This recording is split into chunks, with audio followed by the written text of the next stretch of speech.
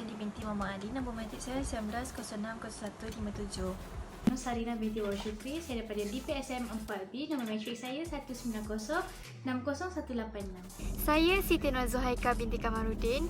Nombor matrik saya 190601998. Nama saya Nurul Hafizah binti Muhammad Azib.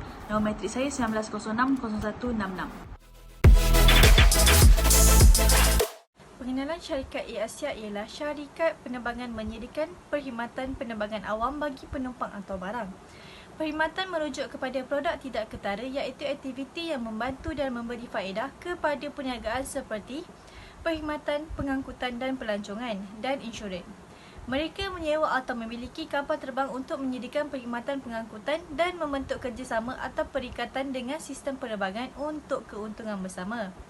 Air Asia adalah syarikat penerbangan tambang murah terkemuka dan terbesar di Asia serta memiliki perkhidmatan rangkaian terbanyak dengan 85 destinasi.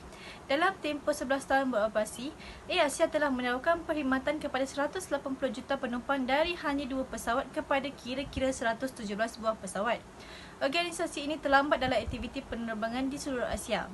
Air Asia Berhad merupakan syarikat penerbangan tambang murah yang pertama dan terkemuka di Asia. Latar belakang Air Asia. Air Asia ditubuhkan pada 1993 dan mula beroperasi pada 18 November 1996. Ia pada asalnya diasaskan oleh sebuah konglomerat kerajaan Malaysia iaitu DRB Highcom.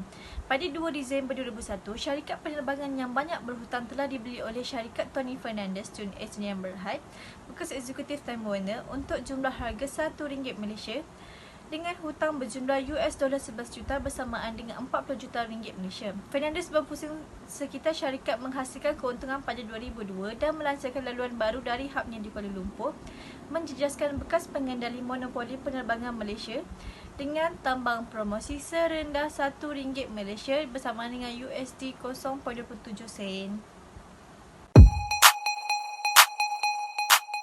Saya akan menerangkan tentang carta organisasi Air Asia. Yang pertama, Datuk Kamarudin adalah pengurusi eksekutif, Tony Fernandez adalah ketua pegawai eksekutif, Irene Omar adalah Presiden Air Asia, Boligum, Presiden Airlines Air Asia, Patra Bosarawangsi adalah ketua pegawai Keuangan Air Asia, Javier Malik, ketua pegawai operasi Air Asia, Santisu Kongchiyai adalah CEO Air Asia Negara Thailand, Varanita Yosapani Sinaga adalah CEO Air Asia Negara Indonesia, Risando Prisla adalah CEO Air Asia Negara Filipina, Raid Asmat adalah CEO Air Asia Negara Malaysia, Sunil Bagsakaran Pengarah Urusan dan CEO Air Asia Negara India, Jun Aida, Pengarah dan CEO Air Asia Negara Jepun, Misha Zhao adalah CEO Air Asia Negara China dan yang terakhir,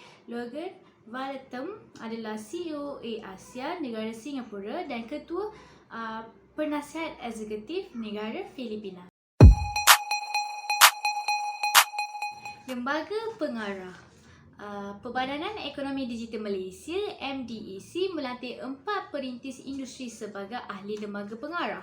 Ia untuk meningkatkan penciptaan ekonomi digital negara dalam era evolusi industri keempat dan menuju wawasan Malaysia.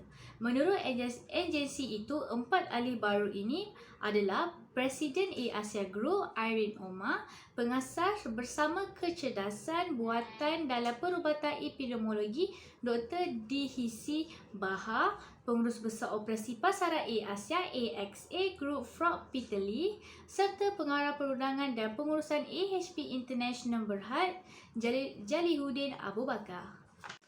Ahli-ahli baru ini akan melengkapkan 7 ahli lembaga pengarah yang sedia ada yang akan bekerja bersama Ketua Pegawai Eksekutif MDEC Surina Shukri dan pasukan pengurusan.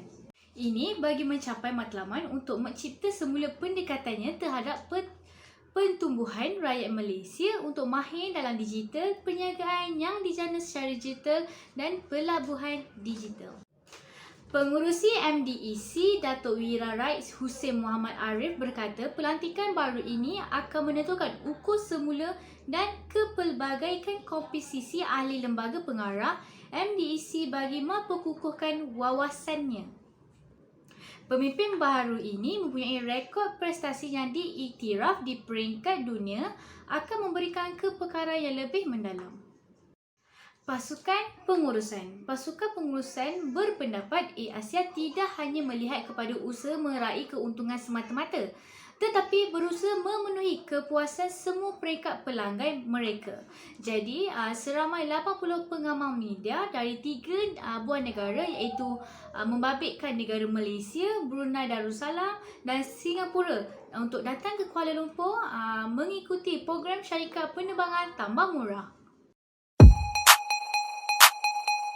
Visi syarikat AirAsia ialah menjadi syarikat penerbangan tambang rendah terbesar di Asia dan memberikan perkhidmatan kepada 3 bilion orang yang kini tidak mendapat perkhidmatan yang maksimum kerana sambungan yang kurang dan tambang yang tinggi. Terdapat 4 misi dalam syarikat AirAsia. Yang pertama, pekerja dilayan seperti ahli sebuah keluarga besar dan menjadi syarikat terbaik untuk bekerja. Mencipta jenama ASEAN yang dikenali dunia. Dan yang ketiga, mencapai kos terendah yang menjadikan sesiapa pun boleh terbang dengan AirAsia. Dan yang terakhir, mengekalkan produk berkualiti paling tinggi, merangkumi teknologi bagi mengurangkan kos dan menambah tahap perkhidmatan. Terdapat 6 nilai yang dipraktikkan dalam syarikat AirAsia. Yang pertama ialah menyeronokkan, di mana pekerja syarikat AirAsia yang sentiasa senyum dalam memberikan perkhidmatan mereka. Yang kedua ialah penyayang. Pramugara dan pramugari akan sentiasa ramah dan mesra melayan pelanggan.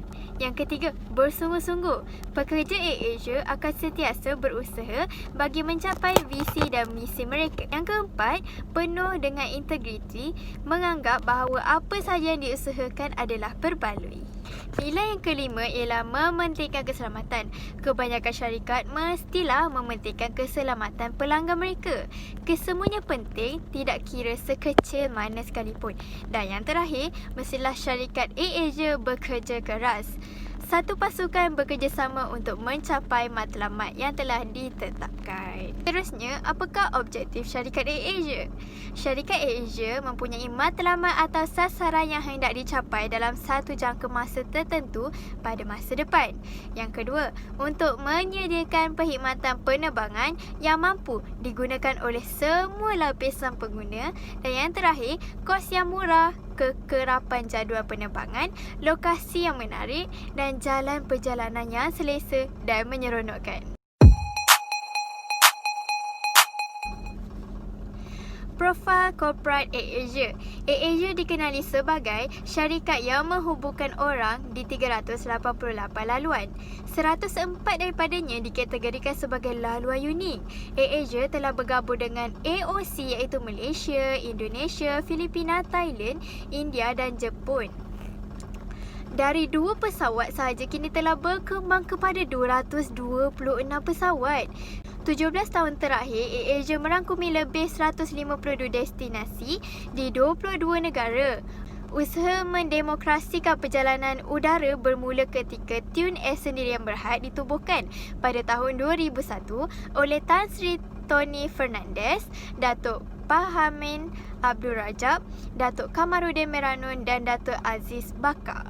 Beberapa strategi utama digunakan dan berkesan sehingga ke hari ini iaitu penggunaan pesawat tinggi, tambang rendah, tanpa ringkasan dan rangkaian point to point. Perkhidmatan di dalam pesawat. AirAsia menawarkan menu santan. Menu santan ni adalah sebuah program beli dalam pesawat yang menawarkan makanan dan minuman untuk pembelian.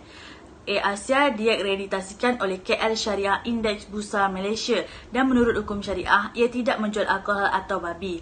Walau bagaimanapun, ini hanya berlaku untuk penerbangan kumpulan AirAsia serantau dan bukan untuk penerbangan AirAsia X yang menjual bir di kapal.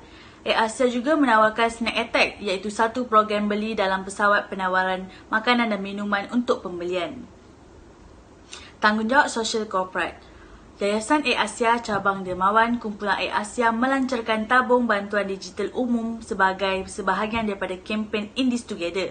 Kumpulan itu untuk membantu komuniti yang memerlukan yang terjejas akibat pandemik COVID-19 sehingga 30 April 2020. Dalam kenyataan, Yayasan Air-Asia berkata semua sumbangan akan disalurkan kepada perusahaan sosial dan badan amal seperti Perbadanan Taman Negeri Perak, Yayasan SID, Beyond Border Malaysia yang menyediakan bantuan makanan dan perubatan kepada keluarga orang asli, komuniti gelandangan dan pelarian. Selain itu, Air-Asia mengalihkan saluran komersial dan pengangkutannya untuk menyediakan bantuan kepada perniagaan kecil dan komuniti yang terjejas di bawah kempen In This Together.